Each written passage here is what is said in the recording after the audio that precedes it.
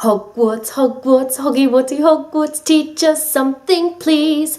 Whether we be old and bald or young with scabby knees, our heads could do with filling with some interesting stuff. For now they're bare and full of air, dead flies and bits of fluff. So teach us things worth knowing, bring back what we forgot.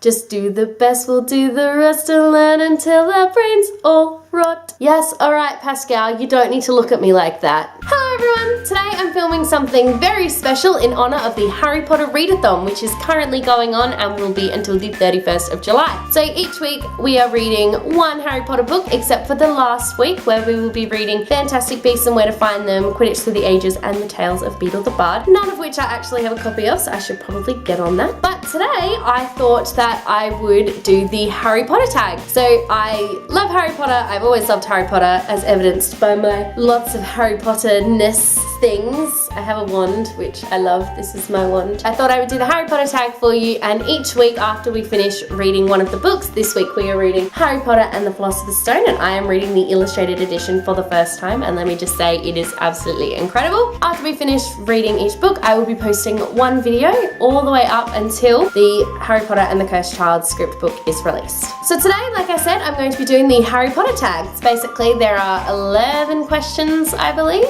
No, okay, there are 14 questions that I am going to answer. Question number 1, what is your favorite Harry Potter book? So my favorite book is Harry Potter and the Order of the Phoenix. I love this book because even though it is so long, I know that it's a lot of people's least favorite books because of how long it is, but for me, I really love getting to see, more of an insight into Harry's world, and it's this book really that the relationships of the series sort of start to take hold. So obviously in this book, Harry first goes on his first date with Cho Chang, and it's a really sweet little book, and I love it. I say little book, but I mean it's huge. Question number 2, what is your favorite movie? So my favorite film is Harry Potter and the Chamber of Secrets. This one's my favorite simply because of the very end scene of the film. So the end scene where Hagrid, he comes into the Great Hall but he's late, and everyone sort of, they start hugging him and clapping, and it's a really nice, happy, sort of bittersweet ending, and I love it. And it's sort of the last film that Christopher Columbus directed, especially before the film started to get really dark. Obviously Prisoner of Azkaban takes a much darker turn, so this one for me was always really special, and I don't know, I really love it, and I can't help but cry every time I watch the end scene. Question number 3, what is your least favorite book? Yeah, I don't really have a least favorite book because I think that they're all really unique and incredible in their own way, but if I have to pick one, it would be none of them because they are all amazing and I just love every single one of them, and I definitely don't have a least favorite. Question number 4, what were the parts that made you cry? All of the parts! I don't think there is one book that I didn't tear up reading. Even Philosopher's Stone, which is supposedly, meant to be sort of the happy one because it's sort of where everything starts, but the Mirror of Erised chapter, which I've just finished reading, gets me literally every time. If I had to pick the moment where I probably cried the most, or the book that I cried the most in, that would definitely be during Harry Potter and the Deathly Hallows. But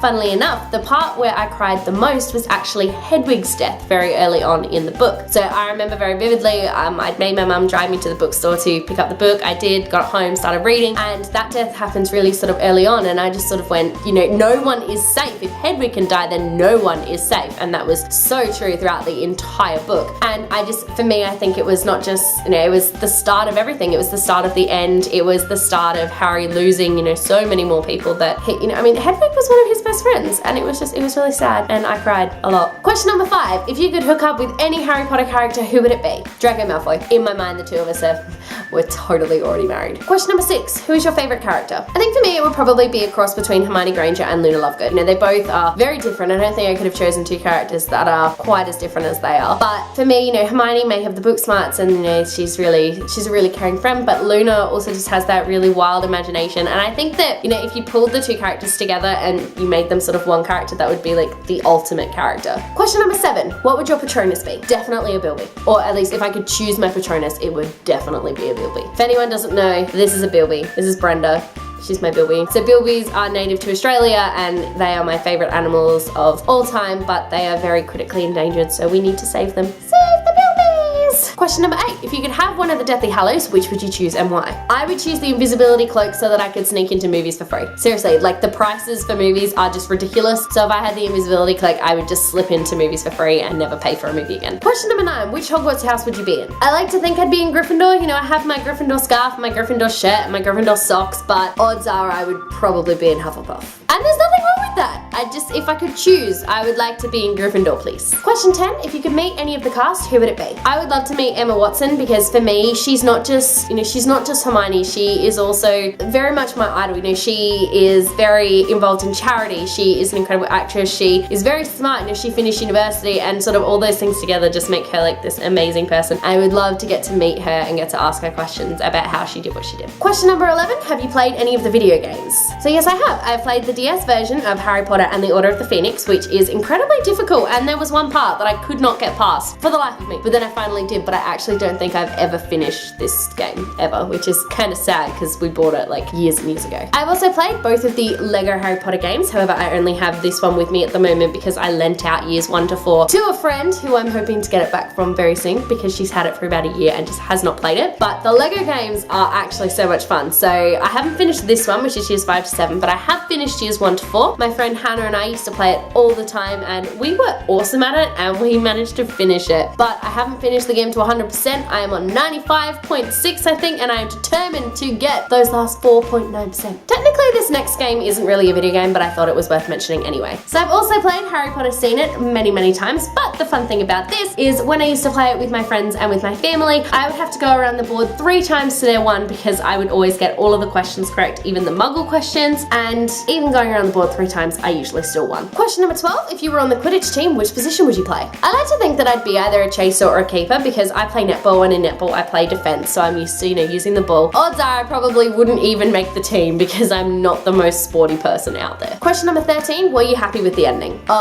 Yes. I know there were people who weren't happy with the ending, but honestly, I thought that it ended perfectly. I love how Harry ended up dealing with the Deathly Hallows, and I absolutely love who everybody ended up with. For me, all of my OTPs they were there and they were beautiful and they were perfect, and I just loved it. I really did enjoy the epilogue, and I love getting to see everyone 19 years in the future, and I cannot wait to read Cursed Child to find out what happens next. And question number 14, how much does Harry Potter mean to you? So Harry Potter means more to me than I could possibly talk about in this short little video. I literally grew up with Harry Potter and I have so many good memories associated with it. One of the earliest memories that I have of these books is reading it on a road trip with my parents. My dad would be reading us the book and it was a very big deal for us. We kept calling Hermione Hermione and we didn't know how to say her name until the trailer for Harry Potter and the Philosopher's Stone movie finally came out. The Philosopher's Stone book was actually the first sort of big girl novel I read on my own. Dad started reading us Prisoner of Azkaban and I decided, no, you know what? I'm gonna read these books all on my own. So I went and picked up Philosopher's Stone and I started reading it and I just kind of never stopped. My friends and I dressed up to go to the midnight premiere of Deathly Hallows Part 2. We had a 2-day Harry Potter sleepover in order to get us there